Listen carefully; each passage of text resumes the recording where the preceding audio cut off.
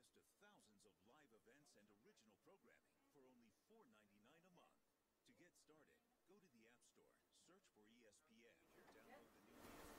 Logan. Oh boy. Did I hear we're doing 8:30 live? I'm really sure just saw it. I discussed with you. The watch tab at the bottom.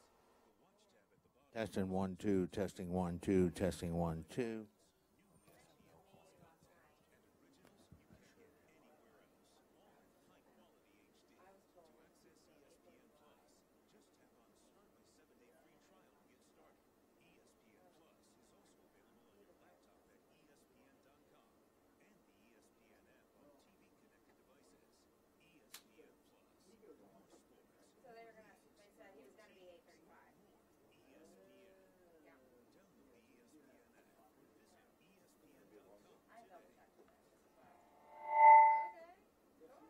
Testing 1 2, testing 1 2. That's going into here.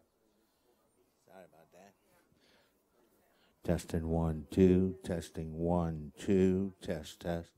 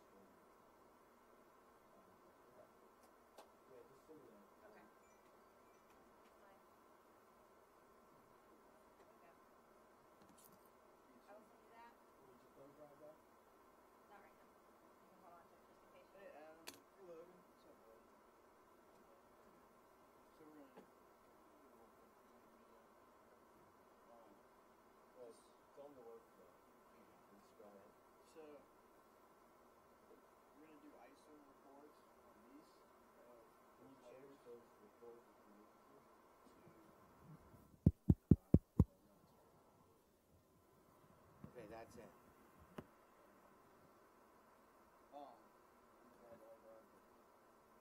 Yeah, so we'll do these. If we need to play them back, we'll just lock them on the playback. They're all H.264s and they should be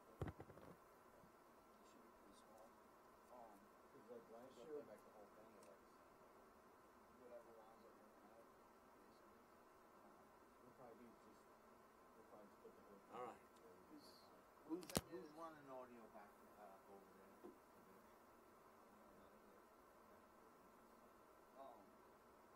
But it's going to be the players, so it's one guy sitting there for 5 minutes asking a couple questions and then him sitting next to me. Yeah, I know someone. Yeah.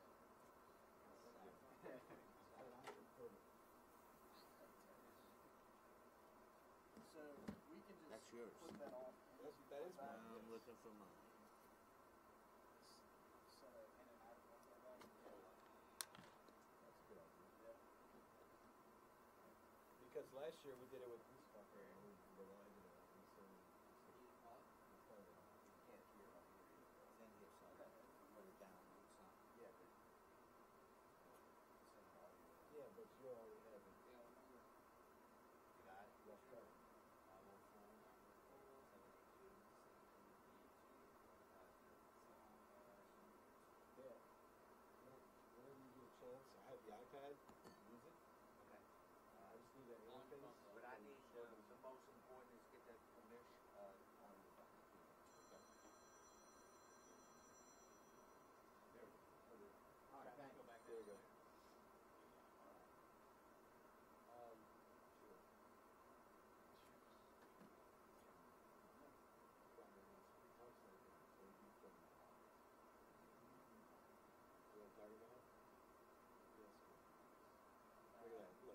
welcome to Media Day. It's so fun. Oh, I forgot to do the sound. God damn it.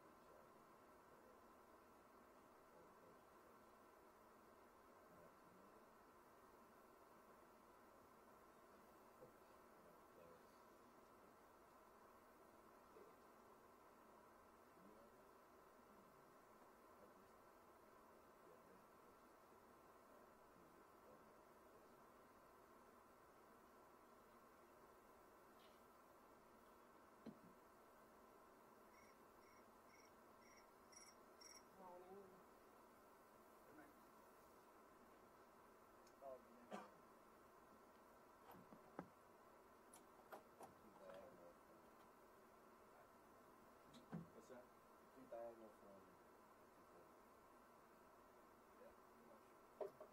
last year I think I won weekend. Okay, just sound good. Park.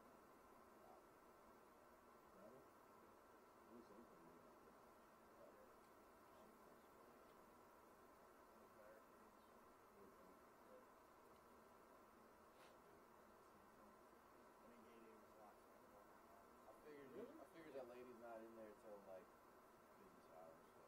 It won't start. I had to go. I went. I had to go to two on. That's their way of having somebody that's sick.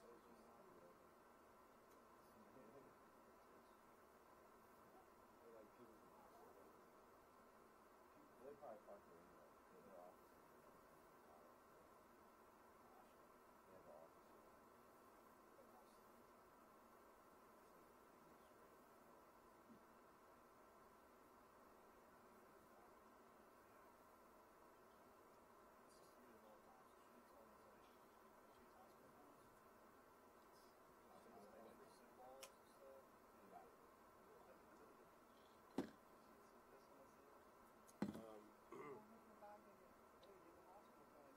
So, I guess he doesn't need a headset. So I'm going to just take this one.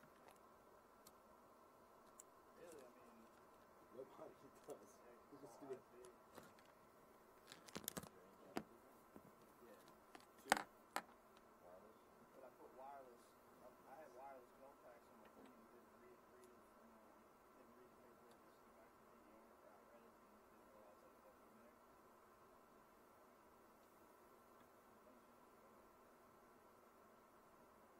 I kind of went through it out. It doesn't work there anymore. And so I had to hand it over.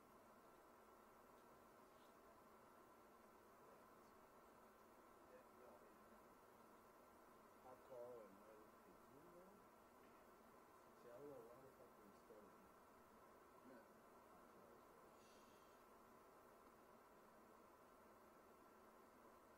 That's her ear. Oh yeah, Chris. Yeah. Maybe like if the chroma just drops out. Yeah. It looks worse than Chris. But if you had to pick a school with a... So, what school would you go to in the summer? Yeah.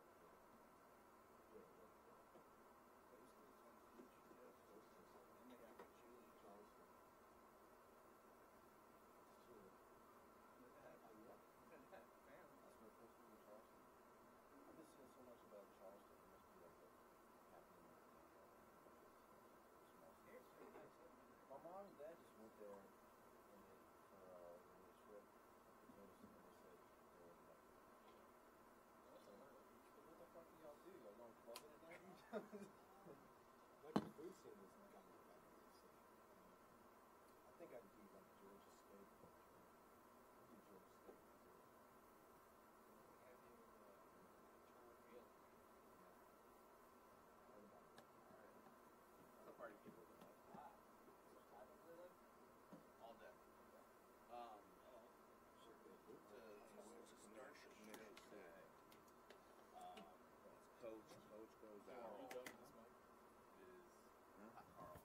Are you done with this, Mike?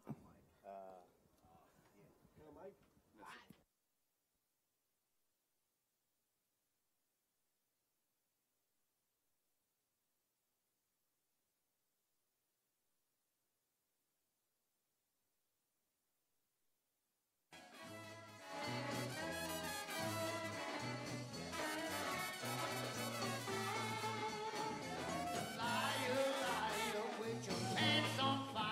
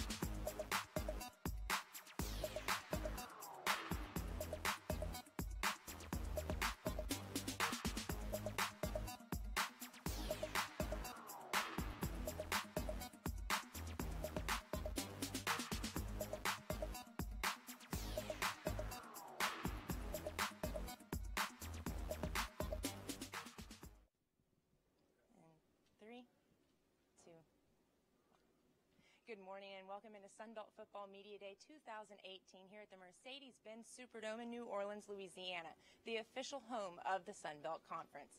It's an exciting time for the Sunbelt because not only is football season right around the corner, but the Sunbelt will host its first ever football championship game on December 1st. Last week, the conference announced its preseason favorites, and this year, with the championship game, there are two different divisions, the East and the West. Appalachian State was tabbed as the East Division favorite, and Clifton Duck of the Mountaineers was tabbed as a preseason Defensive Player of the Year. Moving over to the West Side, Arkansas State comes in as the West Division favorite, and Justice Hansen was named the preseason Offensive Player of the Year. Not only that, but the Red Wolves were tabbed to win the first ever Sunbelt Football Championship game. It's going to be an exciting day here at Sunbelt Football Media Day, and we'll be covering all interviews throughout the day with coaches and student athletes and a little bit of behind-the-scenes footage here in the Mercedes-Benz Superdome, so be sure to stay tuned. But coming up first, we'll have the State of the Conference address with the Sunbelt Conference Commissioner, Carl Benson.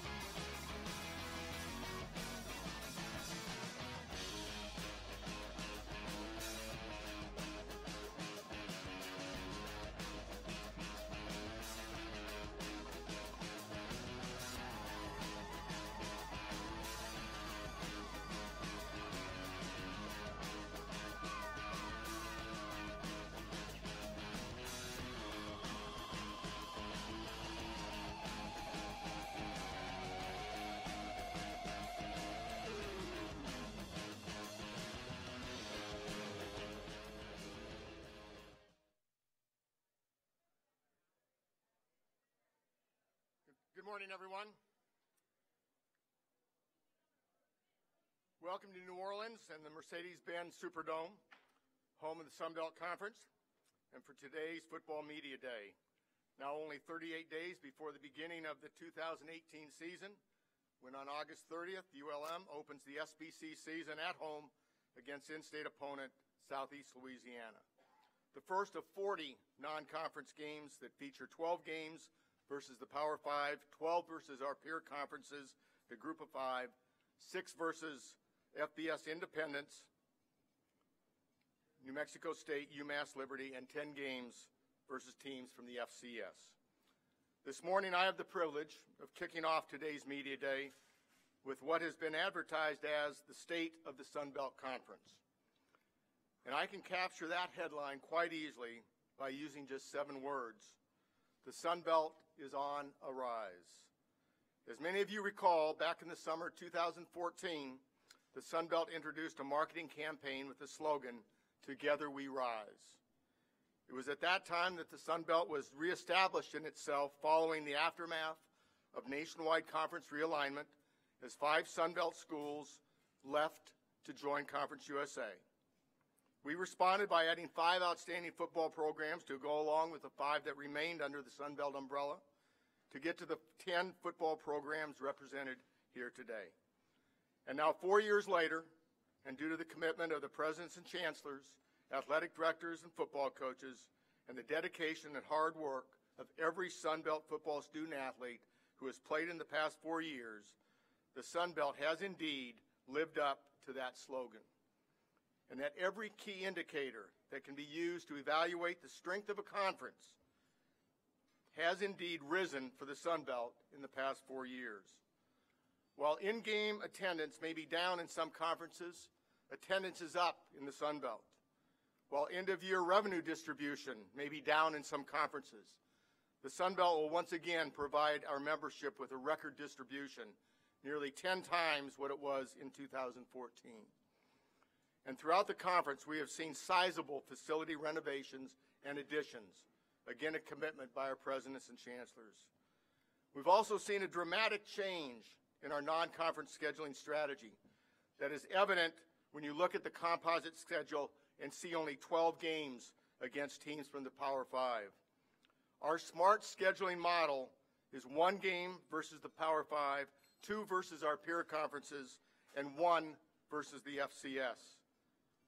And again, a tribute to the commitment by the presidents and chancellors and athletic directors, and while sacrificing perhaps as much as $1.5 million for a second game versus a P5 opponent, the decision has been made to give our coaches and student athletes a much more reasonable chance of having a winning season and advancing to a bowl game.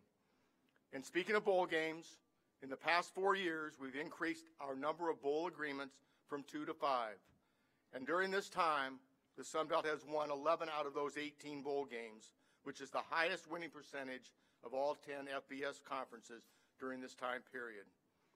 And finally, with the early extension of our agreement with ESPN, not only will our yearly revenue more than double, every home football game will be available to our fans on one of the ESPN platforms, and culminating this season with the Sun Belt inaugural football championship game on Saturday, December 1st.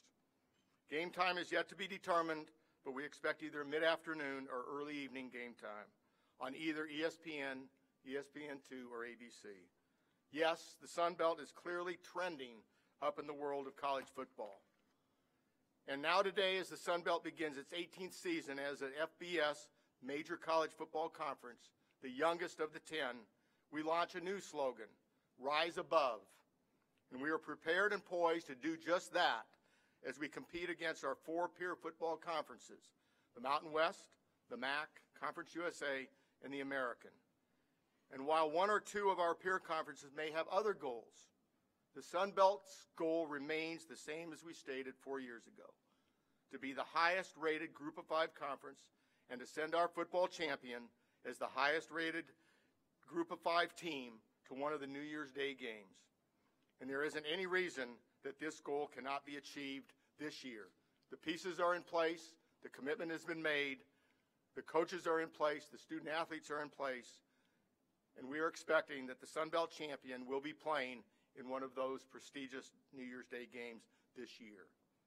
So yes, the time is now, and the Sun Belt is ready to rise above. It's a privilege for me to be part of the Sun Belt Conference. It's this event that has allowed, I think, the world to really see the Sun Belt and the progress that we've made. A big tip of the hat to my staff and all those that are responsible for the creation of this event, the development of this event, and the execution of this event. It's a testament, again, and I think it really resonates everything that I just finished saying about the commitment that has been made to the sport of football in the Sun Belt Conference. With that, we'll pause. We will entertain questions from the media as well as the audience. There are two microphones, one on both sides. I will try to identify the first hand up, and we'll start on this side. Anyone on this side? Dan McDonald, followed by Tim Buckley. Carl, what's been the reaction to the announcement of the championship game inaugurating this year? Excitement, enthusiasm, and especially when we think about that the championship is going to be played on one of the home campuses, and that even makes the regular season more valuable, and the conference season really takes on a valuable piece in that we know what home field advantage can do. We know what it can mean to the home fans, and we expect that that the team that hosts this will have a great showcase for not only their program but also the Sun Belt. I've been asked many times about the quick turnaround. Yes, it's possible. We may not know until 7 days in advance what campus we're on, and I've likened it to that ESPN's traveling game day. Some of those decisions aren't made until the Monday before, and what they've been able to do to create that type of environment for a pregame is exactly what we're going to try to do. That we will set up our own, ESPN-like game day, inside in the state, outside the stadium, heavily dependent on the home team. Not that the visiting team won't bring fans, depending on the distance, but we hope to create that type of a game day experience similar to ESPN Game Day.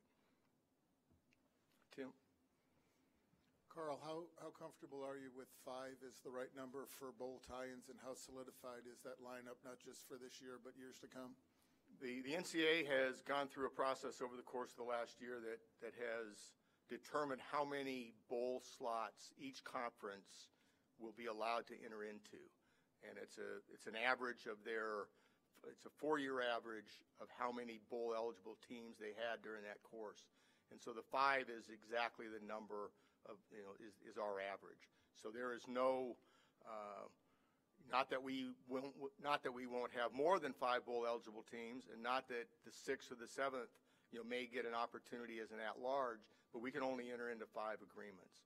And we're going through a process, as all the other conferences are right now, and as you've read or heard, of the recertification process. The averaging that the NCAA did and the allotment of bowl games to 2 or 3 other conferences would allow for an additional couple new games into the system. None have been announced yet. You've seen some that have been advertised, whether it's Myrtle Beach as one, obviously, that we would be interested in being part of. But again, the 5 current bowl partners that we have been loyal to us, and we expect that that we will return that loyalty and really try to do what's in the best interest of the Sun Belt. On this side, Ted Lewis.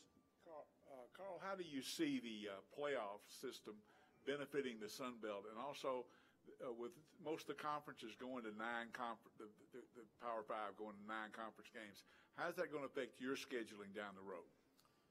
Well, as far as the college football playoff, and I was remiss in not introducing Alfred White with the college football playoff, representing the CFP that's in the back of the room, and he'll be available throughout the morning.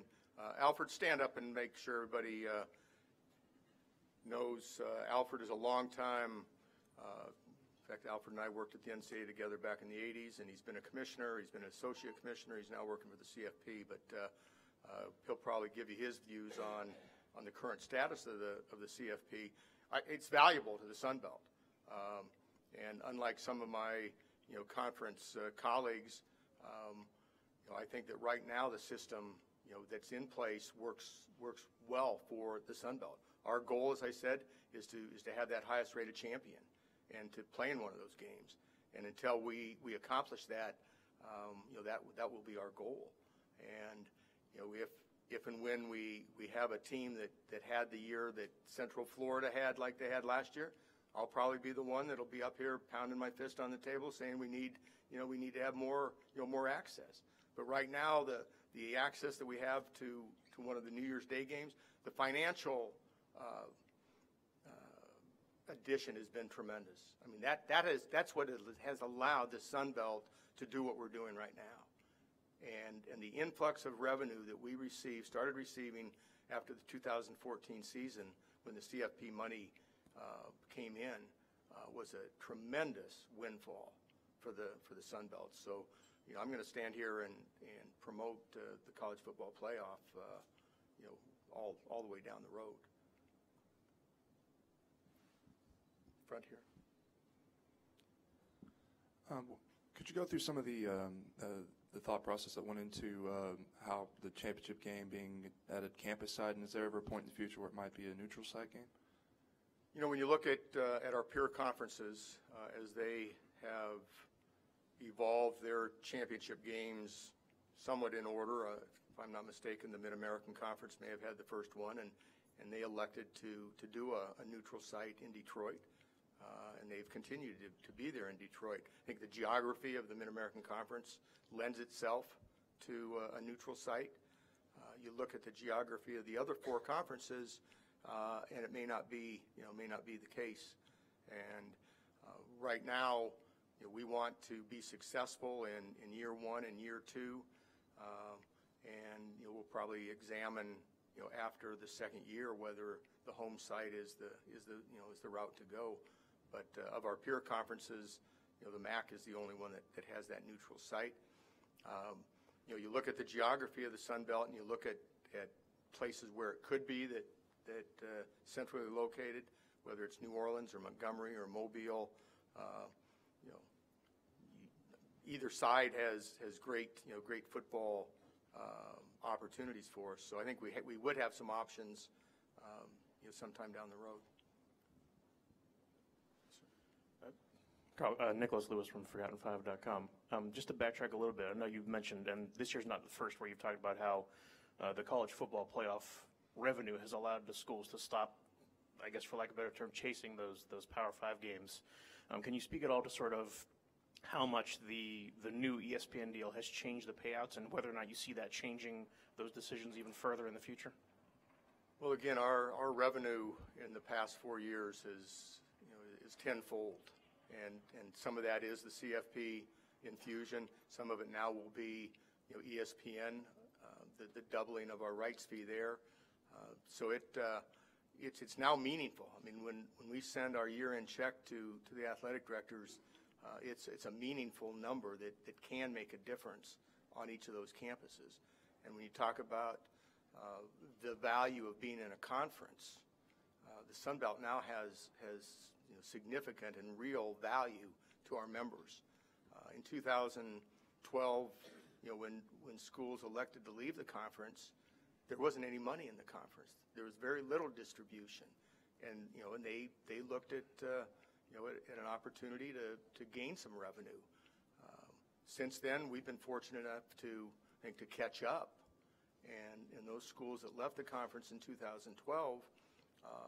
The schools that remained and the ones that we brought in are now realizing, if not just as much, but perhaps even more than what those schools that left are getting. So I think that's real money, but it's also prestige.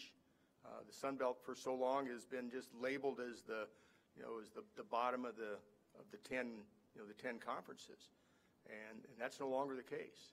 I think that we've established a brand. We've established the credibility. And again, now is the time to take that next step to really contend, for that number 1 spot. Here first and then here second. Tim? Carl, you may have mentioned one, obviously, with the money, but what are maybe the 3, as you reflect back on your year 1, the 3 biggest, most meaningful changes to the conference from then to this point? Well, the membership stability, the fact that that we were able to build out the conference. There was the one little left turn that we took when the NCAA required 12 teams to do a conference championship game. Our goal from the outset in the spring of 2012 was that we needed to be able to do a championship game, and we were going to build the conference based on that. And that resulted in the addition of New Mexico State and Idaho, strictly to get us to 12 teams. And once the NCAA changed that rule that only requires 10, we were able to reevaluate. And the decision that our presidents and chancellors made, a very, very difficult decision to terminate the agreement or not to extend the agreement for Idaho and New Mexico State, that was a tough one. Probably one of the toughest decisions I've ever been part of in terms of that type of an impact. So that was, I think, a big change, but it was the right change. When you make a decision and you can look back at it and say, that was the right decision, that was the right decision. It was the right decision when we added them, and it was the right decision when we made the decision to no longer continue with them. I think the bowl opportunities that we've been able to create is number 2, Tim. Our coaches, early on said we need a 3rd bowl game, and a year later we need a 4th bowl game, and we need a 5th bowl game. And when we sent 6 teams to bowl games 2 years ago, I mean, who would have thought that the Sun Belt would be sending 6 teams to bowl games? And the partnership that we've made with those 4 or those 5 bowls has given the Sun Belt credibility. And at the same time, once we've had that opportunity, then it's up to the coaches and the teams. They've delivered, and they've been tremendous on the bigger stages. And then I think the continuity that we've had with some presidents and chancellors and athletic directors, even though there's been some change, there's been a core of presidents and chancellors. And I look back specifically to Jack Hawkins at Troy, Joe Savoie at UL Lafayette, and Nick Bruno at ULM. That those 3 presidents were there when the plan was initiated, and then as we added schools and new presidents, tremendous presidential and chancellor leadership in this conference. You mentioned this new deal with ESPN more than doubled the revenue for it. Specifically, how much is it? I really can't address that. It's a contract that prohibits us from getting specific, which also I would say that when you see a number associated with a conference television deal, chances are it's probably not accurate. So I'm just proud to say that we've increased in value and that ESPN recognized that value and they've rewarded us for it. Ted? Carl, this is going to date you a little bit, but you were referencing the relationship between the conferences. This is going into the 5th year of the playoffs. The 5th year of the BCS was when Scott Cowan led the access charge, and you were involved in that. How would you characterize the relationship between what's still 2 groups of conferences as compared to 15 years ago? Well, again, the CFP today is now a real organization. The BCS was never an organization. It was, as they said, a series of contracts between, conferences and TV and bowls. So there was no real organizational structure. The CFP now has a board of directors, and there's a president from each of the 10 conferences on that board, and they meet twice a year, and that there really is especially when you put 10 presidents in the same room, there's a collegiality there that results in making sure that all the groups are provided for. And so I think that it's very harmonious right now. I don't think that there's not any divisiveness. Granted, there's a conference that is pounding their fists that they deserve to be part of this, quote, Power Five. And, I'll give credit to the marketing that they've done. But right now, I don't think that's an attainable goal. And as a result, I think we need to focus on what we can accomplish and look at that. Sir. Commissioner, with the Supreme Court ruling earlier this year, and I know a lot of your peers were asked about this last week, how does the potential expansion of legalized sports gambling impact how you operate, particularly football, but all of your sports, in terms of information and such that may be going out? And it is a question that is out there, and there's trepidation, and there's a lot of nervousness. I don't have that same in that in my previous job with the Western Athletic Conference, the 18 years that I was with the Western Athletic Conference, either UNLV or Nevada was in that conference for the 18 years. And the WAC conducted events in both Reno and Las Vegas. And it was just a common occurrence that, the betting, the sports books were alive. And maybe it's because I lived it. Were we careful with student athletes when there were events in Las Vegas? Absolutely. But I will tell you that one of the most alarming phone calls I ever had was a voicemail in my message box one day. This is Joe Jones from the FBI's gambling task force, trying to get information about a potential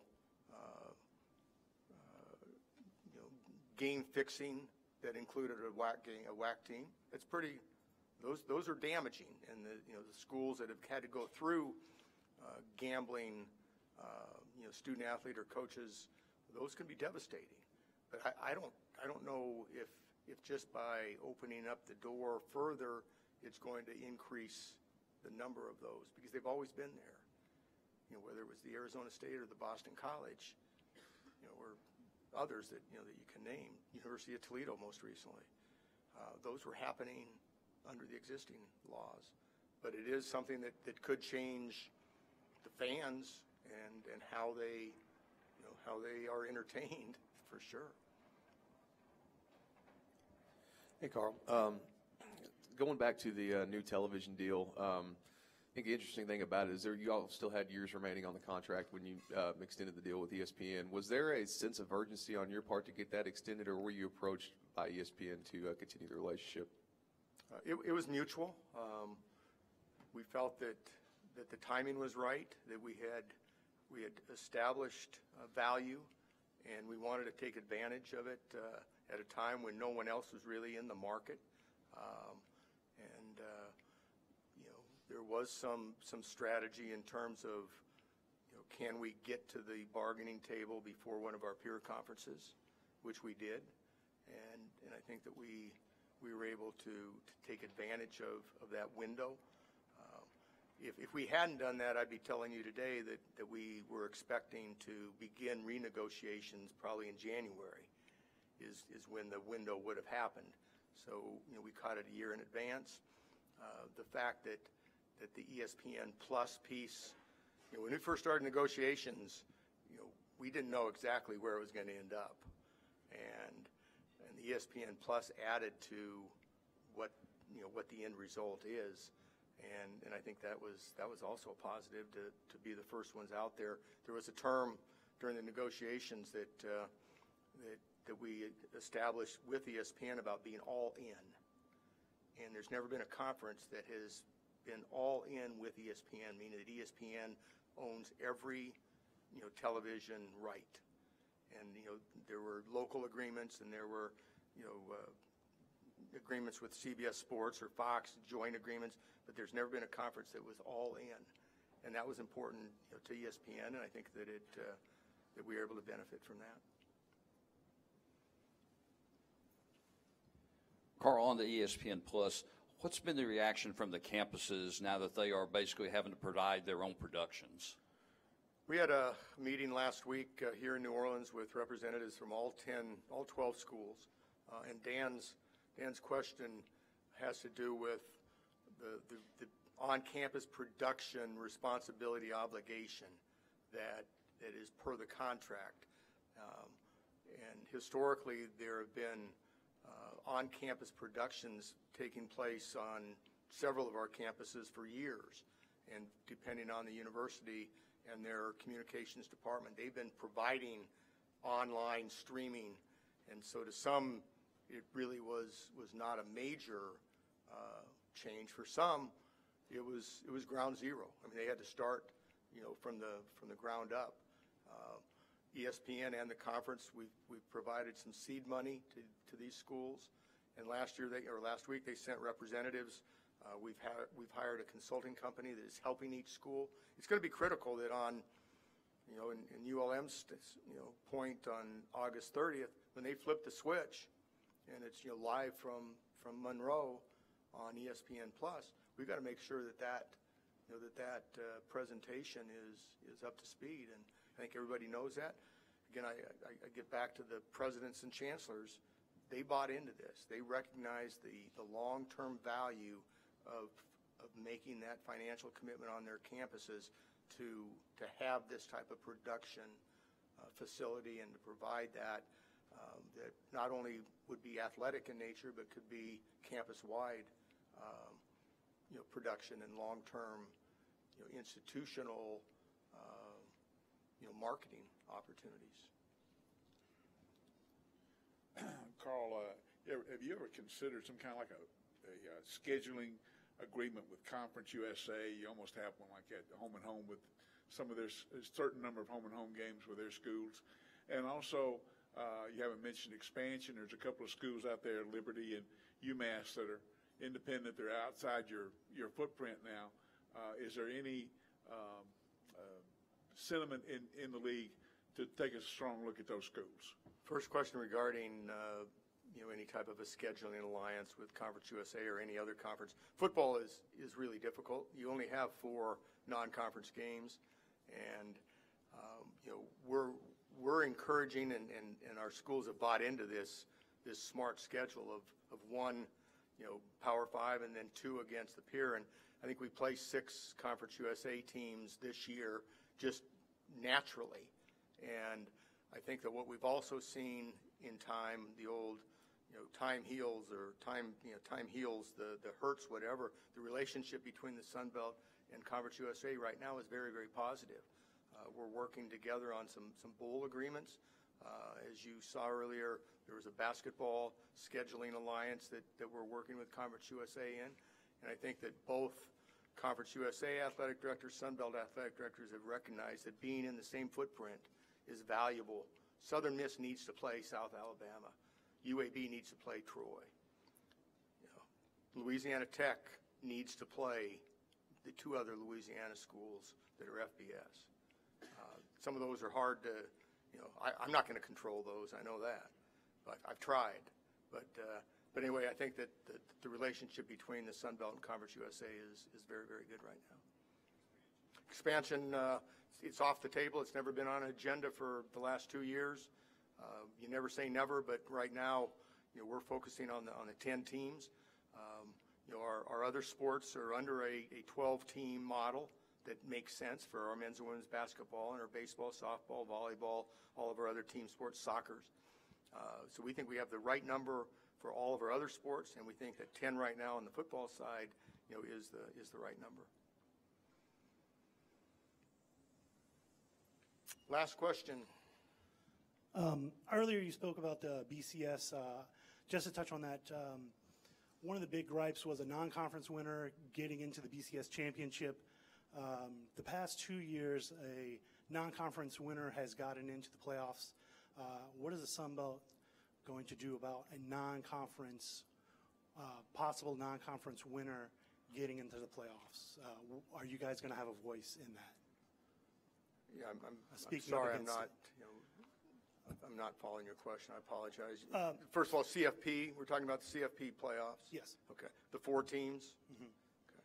And when you say a non-conference winner, A non-champion. Yes, they didn't win the Non-champion, conference. I mean, So, that's the Ohio debate. State, Right now, Alabama. there isn't anything that prohibits the number of teams from a conference that get in. There isn't a absolute that a champion of the 5. There's only 4 spots. Right. Right. So, But and there's my no question- requirement that it's a champion. And right now, even though there's 10 votes in the room, more than likely the 5 Power 5 conferences would dictate that. I would be in on the discussion and listen to it, but it's not really I don't think it's a matter for us to chime in on. I think that concludes. We're running a little later than expected, but again, appreciate everyone's involvement, participation. Enjoy the day, and again, if you're interested in a quick tour of the Sunbelt offices downstairs, see me or one of my staff. So appreciate it. Thanks so much, and enjoy the rest of the day.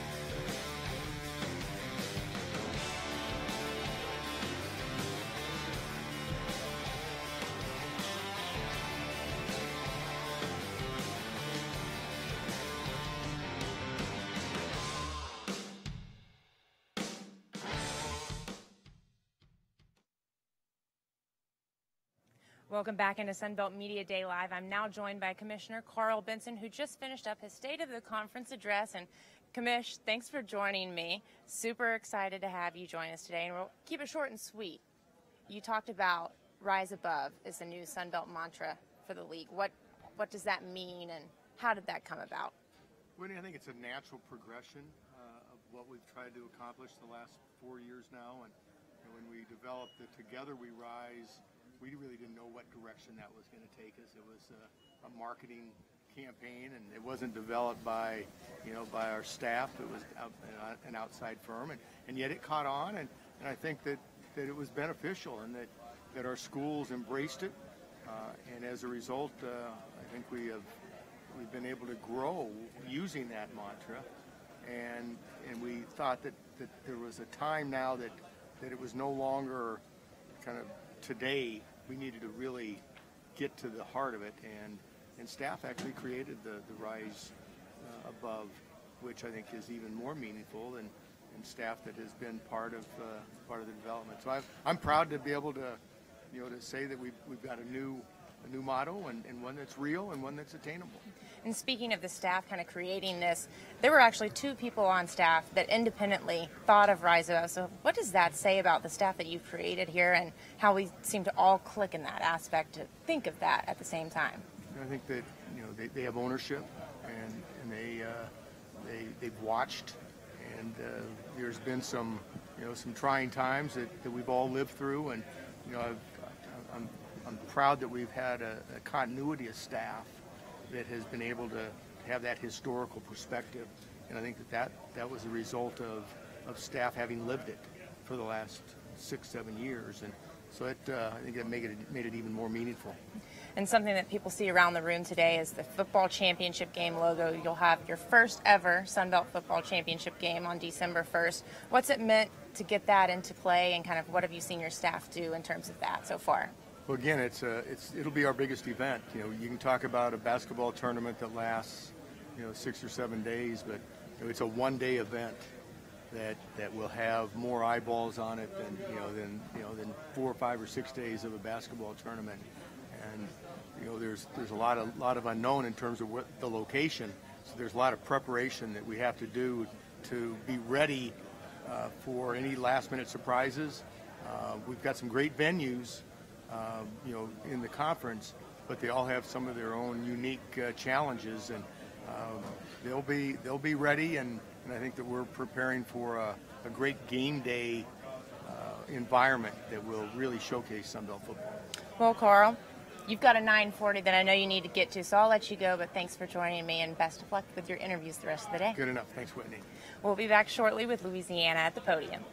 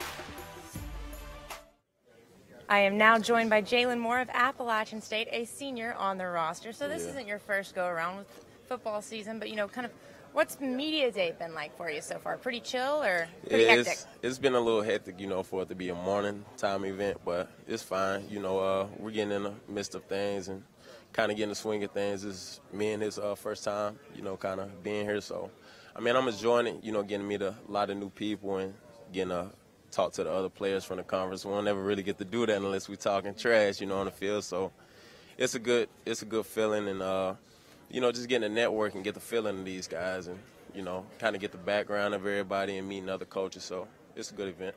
What does it mean to be chosen as the 1 or 2 representatives to come to Media Day? It's a great privilege. I appreciate the coaches and the Sun Belt for what they do for us, and it's a great feeling. Now, Appalachian State, East Division favorite going into this year. The first time the Sun Belt has division favorites due to the championship game. So what does that mean for you guys, and how exciting is that to hear that news? It means everything. This is what we work for, though. We put in all that work, and, off season. It's a long off season. So it's finally here, and, we get to put all that work into action and, hopefully come out with another championship. This year, actually we get to go head-to-head, so there's no more co-champions. So, we get to see who was really the best. And what are some expectations that you guys have going into this season? Obviously, you work so hard in the off season, but kind of what are some goals maybe that you've already set? We dream big. We dream big, so it's always, going undefeated. We want to go undefeated and beat everybody they put in front of us. We firmly believe in that. We put in, that's what everybody worked for. So that's the number one thing. And, just pushing each other, staying on each other, and hopefully that turned into a championship. And for you offensively, you're going to be working with a new quarterback for the first time. Yeah. What's that, how have you been working on that in the off season, and kind of what are you looking forward to, and maybe how are you going to hopefully overcome any adversity you may face in that aspect? He's a smart guy, so I'm not really too worried about it. He hasn't played it down, but I feel like he has experience for some reason. He keeps everybody calm, and he lets me know what I'm doing, same as Telly used to do sometimes. So it's really not too much of a different feeling. We're starting to feel each other out more in the off season. So, we're putting everything together, and it's almost that time. So, we're just trying to get it together. And, we touched on it already, but December 1st is the first ever Sun Belt Championship game. So now that is, raising the stakes a little bit, what does that mean? And like you said, going head to head and no conference co-champs, what does that mean? It's just, it's like everything we wanted. When it comes down to the end of the season and we all have the same record, and if you win this game, we get to tie with this team, all that is over now. So we get to actually play football and go head-to-head, and that's what we wanted. And no complete trash talking yet. Oh, yeah, co-champs with Troy last year, and that's who you face Thanksgiving weekend right before the championship game. Yep. How big of a game do you think that's going to end up being? Great team, great coaches, same as us. It'll be a big game, as it is all the time, every year. We're just looking forward to it. We're looking forward to every game, but we're going to start first, and that's with Penn State. So that's where my focus is right now. Well, Jalen, thanks so much. I'm excited to see all the success that I know you guys will have this season.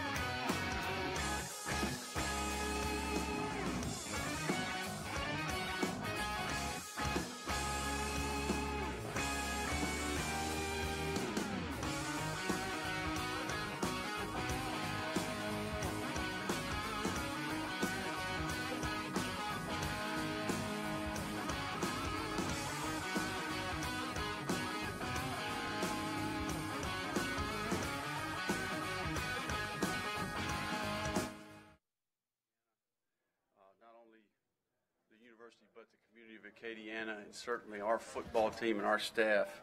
I hope everyone's had a quality summer. I know for us, college football is a very seasonal career.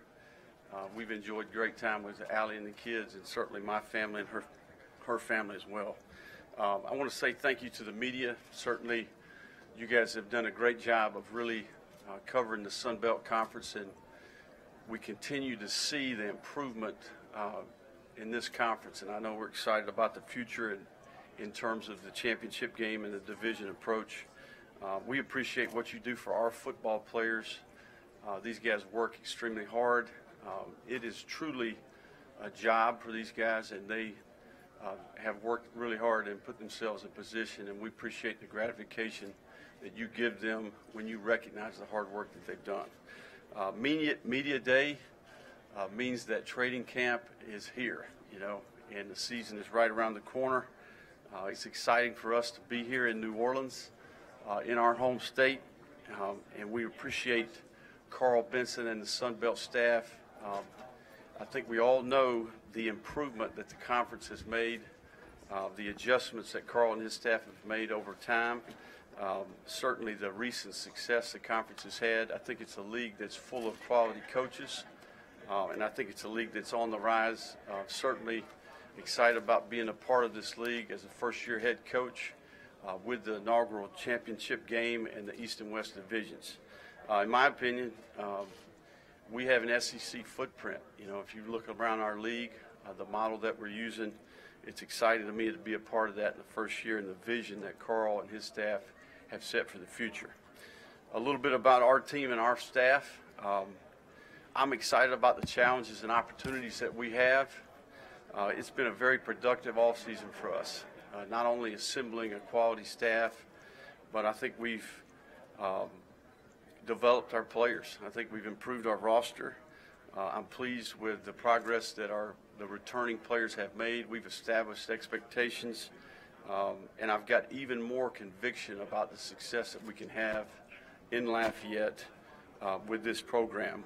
We're fortunate today to have great representation from our team at the player level. Corey Turner and Robert Hunt are here, and a little bit about why they're here. These guys are players that we want our team to emulate. We want the guys on our team to emulate these guys. I think that they have embraced the change that we've tried to bring as a staff. I think that they're a group of players that care about their teammates, and they've shown that over time. And they can affect the rest of the team, and that's important. And they've got a lot on their plate from a leadership standpoint in the future. Our focus is right now. We're trying to finish the summer strong.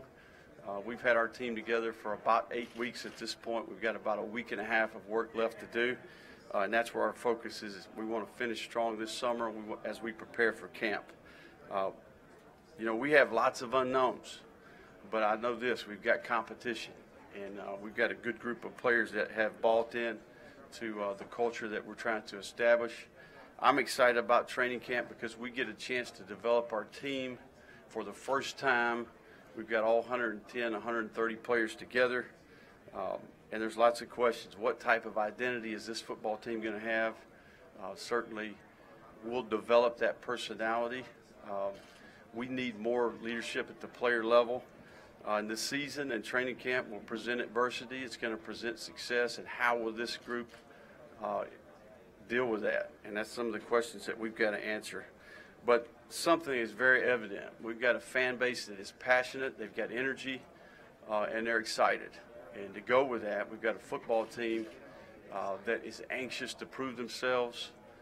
They've worked their tail off for 7 months, and I think they're looking forward to playing with a chip on their shoulder. They're hungry, they're driven, and we're excited about the future. So with that, I'll take questions. Questions, please. Motion for the mic.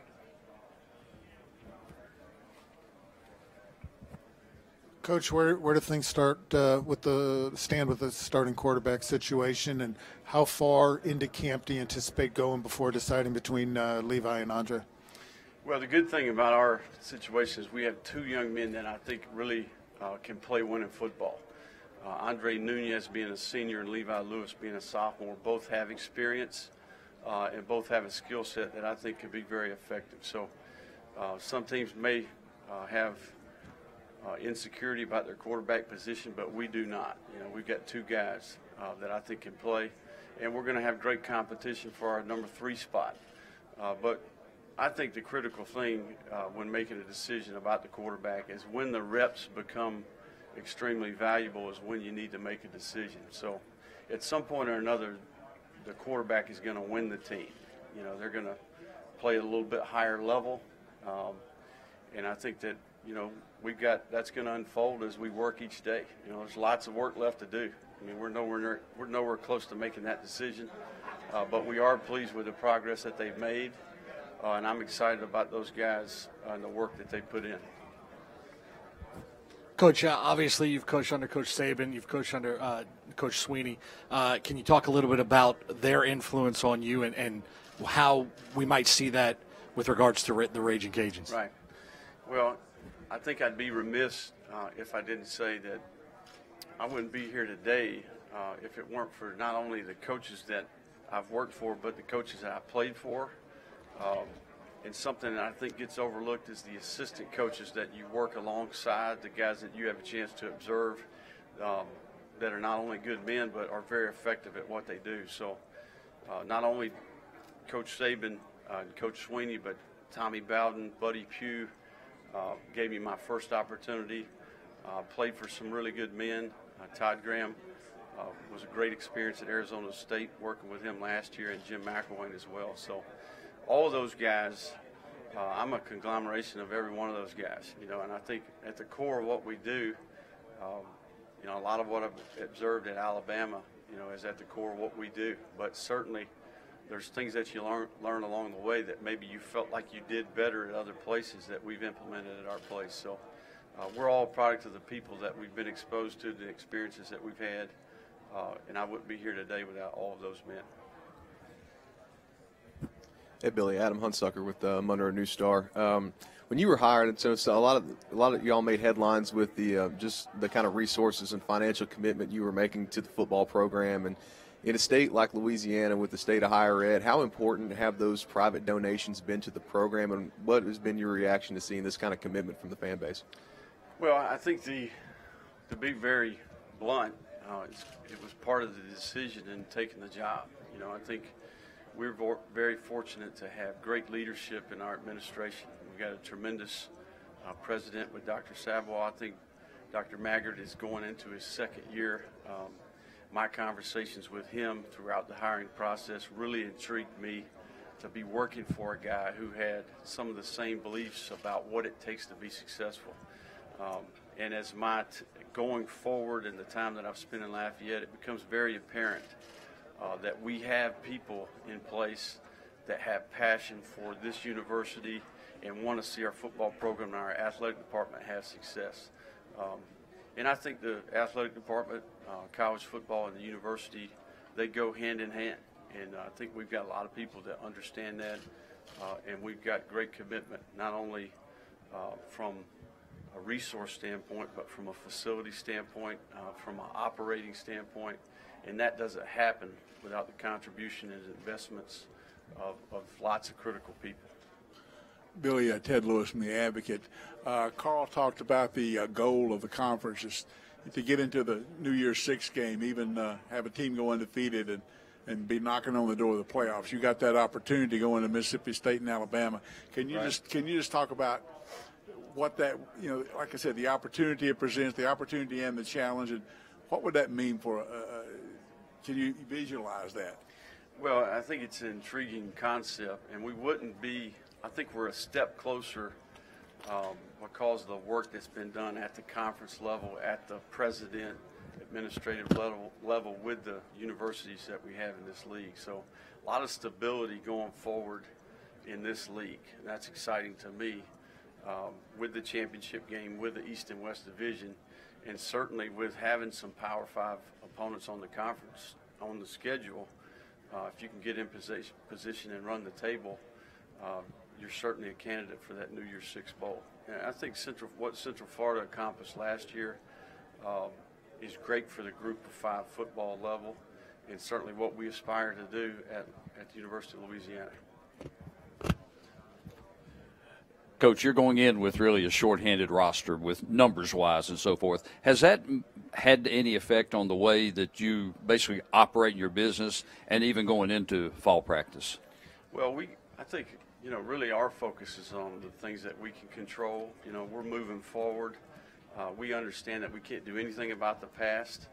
Our approach is going to be that, our choices and decisions, our habits, our self-discipline can impact the future. I'm pleased with the decisions that we've made. I think our staff has done a really good job of evaluating. I think we've added some critical players at certain positions that will help our football team play better this year, but certainly we'll continue to make improvement in the future. So roster management's a big part of it, and I'm pleased with where we're at and the decisions that we've made here in the last 7 months. Coach, you came into the job knowing some things about recruiting this state of Louisiana. How did that inform the coaching staff choices that you made in filling out your staff? Right. I think that Louisiana's in prime position to put together a great recruiting class each and every year. And our philosophy is going to be to build our team from the inside out. This year, this state produces on average about 100 Division I players each year. And, we're going to recruit basically a 6.5-hour radius from right here. And I think that, our research would say there's 700 Division I players in that 6.5-hour radius. So if we can't get 25 good players out of that, we need to do something else. So we got a good staff. I think our staff has been diligent. We certainly, as we put together that staff, we're looking for a couple critical things. The first is a certain level of character and integrity. A group of men that really have a sincere interest in not only developing the guy as a football player, but as a person, of value and education. And then you want a guy who's competent at his job. He's got a certain level of expertise at his position, in his area. And then that recruiting footprint dynamic certainly is a big part of it. So I think we've got a staff that can do all of those things, and that's what gives me a lot of conviction going forward. Coach, kind of piggybacking off what Ben said, how important is New Orleans to you? And with that in mind, how important was getting Jabbar Jalouk on your staff? Well, I think most people would say that New Orleans is a very productive area, and certainly I think I know there's about 35 players a year right here. I think that it's critical that we come here and we get the right player. We get a player that's going to fit who we are and how we do things. And certainly we're going to recruit this area each and every year. We went to every football playing high school in this state this year, including New Orleans. And that is to try to build a rapport, a certain level of trust and respect with the high school coaches in this state. Jabbar is a critical part of that. I think one of the big things in New Orleans is that it's a guy that they trust. It's a guy that's been where they've been. He understands the dynamics that go with living here and dealing with the high school football players and coaches in this area. So I think we all know what type of man Jabbar is. He's a good football coach. He's a good recruiter, but he's an even better person.